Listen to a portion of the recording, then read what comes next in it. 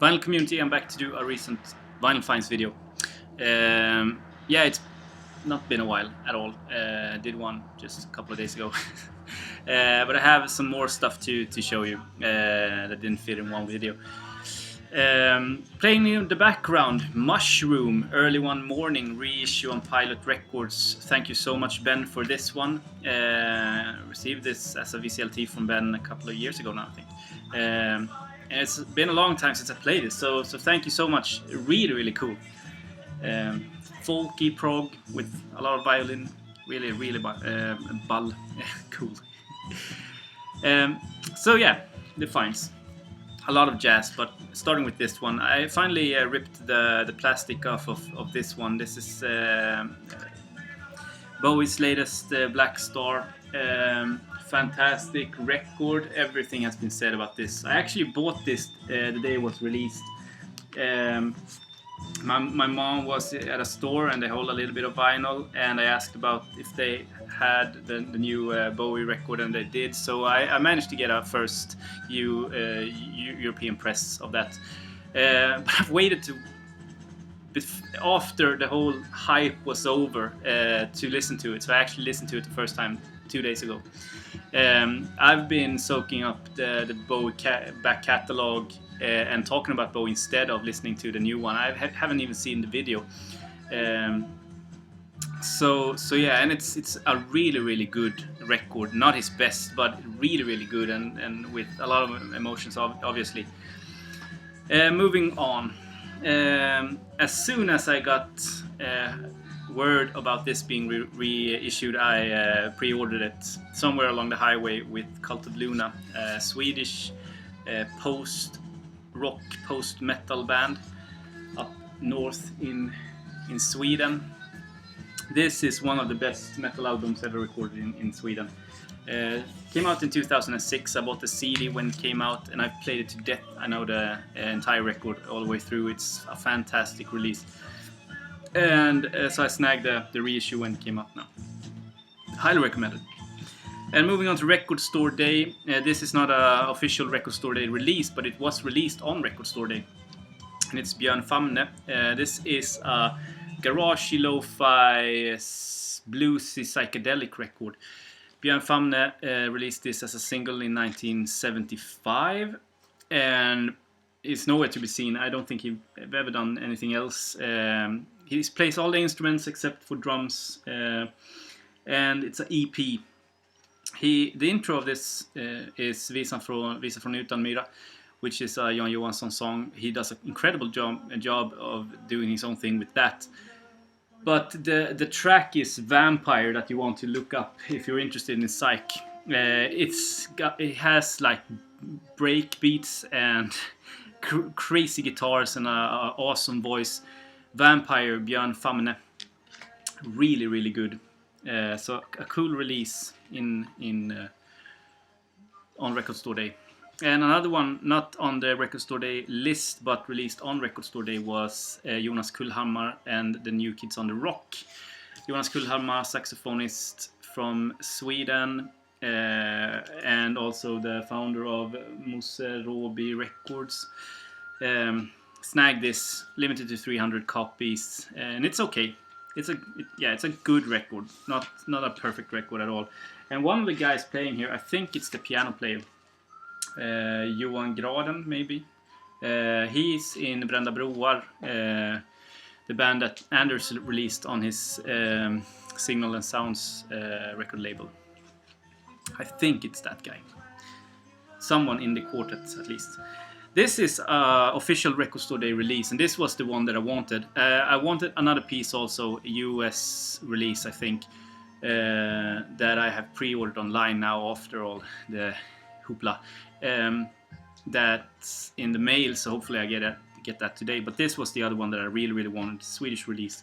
The Chameleon, Lasse Fanlöv and his orchestra from 1969. Jazz record, one of those classic that you read in all the magazines about and stuff like that. Yeah, really good. The title track, The Chameleon, 6 minutes long, really good. But the second side, Birth Cry, is the one to go for, 17 minutes. Really good. Not the best Swedish record I've heard, but really good. Really good jazz record. And I wouldn't pay like the $200, $300 that the original go for. Original jazz classics that I've had for 2 years and finally played, but it's not the jazz that I'm listening to right now. James Moodys Moves from 1955, I think. Ordinary standard jazz. I mean, I'm putting it in the collection, but I don't see myself playing it anytime soon. Another record I got for free, which was awesome because of the sax player, is First Meeting by Miroslav Vitos on ECM 1980. This is the German release.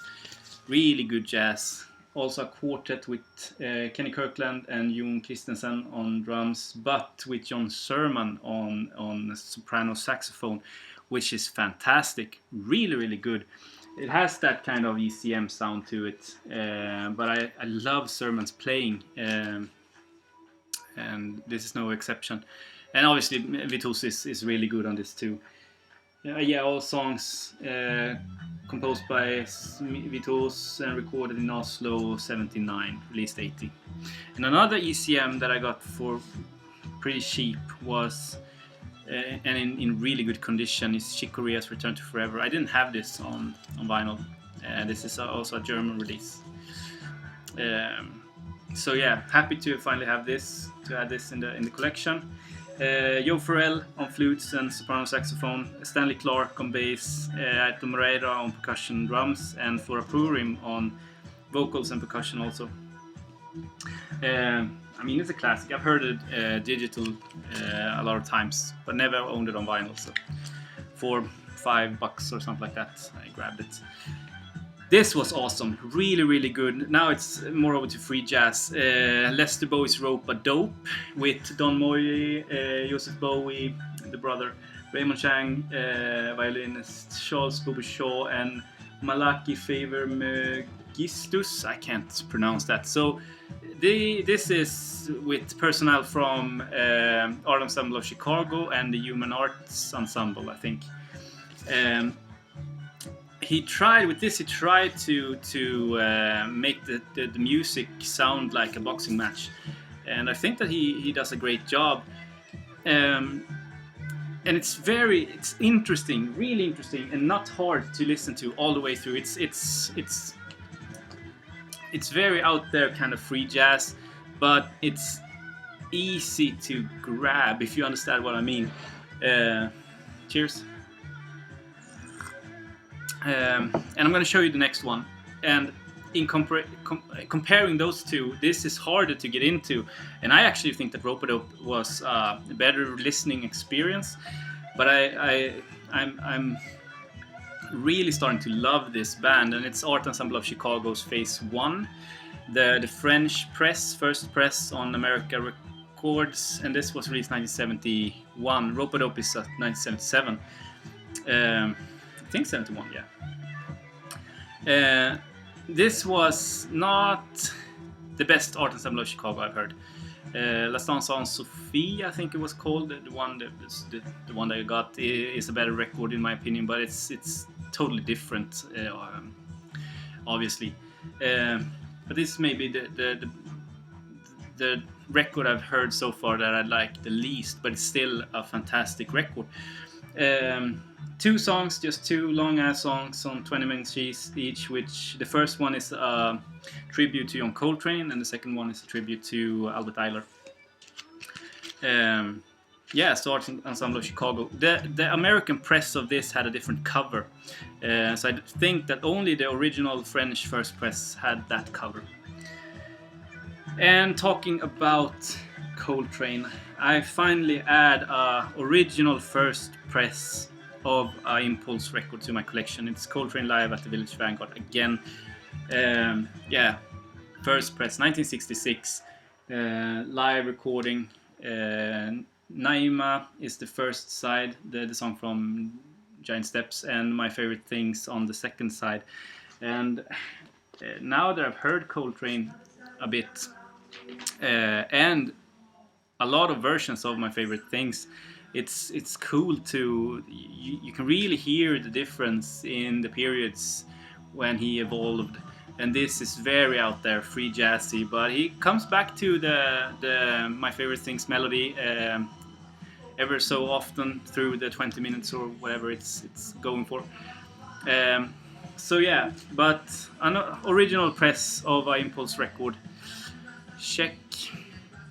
3 more to show you, and then I'm off. And I got, I mean, the RopeaDope record, and the Return to Forever record, and a bunch of Coltrane records. I got in a huge batch of records that I bought by a guy. He was selling his, or is selling his father's jazz collection of 400 or 500 records. So I snagged some. I got them for a great price, and they are all in almost mint condition because he never played his records. He put them on tape and played the tapes instead. So they are all in fantastic condition. And that, with the great price, I decided to go for them. They are early 80s, late 70s reissues. Something Else by Ornette Coleman, the music of Ornette Coleman, and this adds a piano to the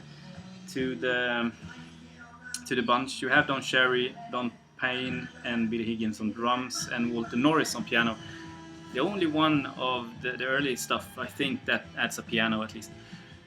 This was awesome. I've never heard this before I got the vinyl, and it's really, really, really good. I enjoy it. I can hear where he was going. The only really mark I have is The Shape of Jazz to Come, which I've heard a lot of times. But you can hear what he was striving for. So I played them all the way, as you will see. I played them chronologically because the next one I'm going to show you is the next record that he released. Tomorrow Is the Question. That was 58, this is 59, and I guess early 59. And here this is the piano, and he has Don Cherry on trumpet, Percy Heath and Red Mitchell on bass, and Chameleon on drums. And here you really start to hear the Shape of Jazz to Come sound, really involving. I love this. This was my favorite of the 3 I'm going to show you. Tomorrow Is the Question, really good.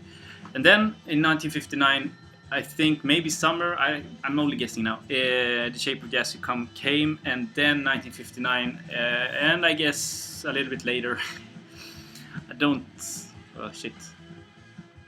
screensaver. I don't know the exact dates, maybe it says here, I don't know. He released Change of the Century on Atlantic Records. And this is also the Shape of Jazz to Come sound. I've only listened to this maybe once or twice now since I got it. But you can really hear where he was after that record, Shape of Jazz to Come. Ornette Coleman, Don Cherry, Charlie Hayden, and Billy Higgins on drums. Really good. So great addition. They sound good. They sound really good, especially on the new. I tried Tomorrow Is the Question and Something Else out on the new speakers. Sounds terrific. And I also tried my reissue from maybe 2 or 3 years ago of Shape of Jazz to Come. Tried that also. That also sounds really good. So they sound about the same quality-wise.